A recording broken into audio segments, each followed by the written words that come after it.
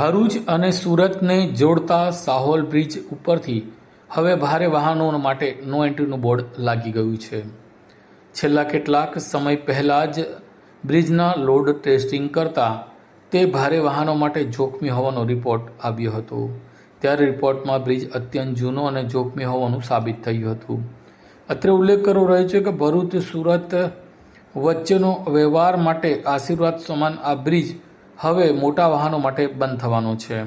Bridge પરથી પસાર થવા માટે હેવી વાહનો માટે નો એન્ટ્રી ઝોન જાહેર કરી દેતા બેનરો લગાવી દેવામાં આવ્યા છે. બ્રિજ ઉપરથી ફક્ત હવે 2 વ્હીલર અને નાના 4 વ્હીલર જ પસાર થઈ શકશે.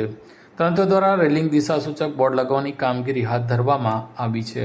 અત્રે ઉલ્લેખ કરવો રહ્યો કે નેશનલ હાઈવે પર જામતા ટ્રાફિક જામને લઈને લોકો સુરત જવા માટે હાંસોટથી થઈ ઓલપાડ કીમ રસ્તા ઉપર થઈને સુરત જતા હોય છે. ત્યારે આ બ્રિજ એકમાત્ર બ્રિજ એ સેતુ બન્યો છે ભરૂચ અને સુરત વચ્ચેના વાહન વ્યવહાર માટે.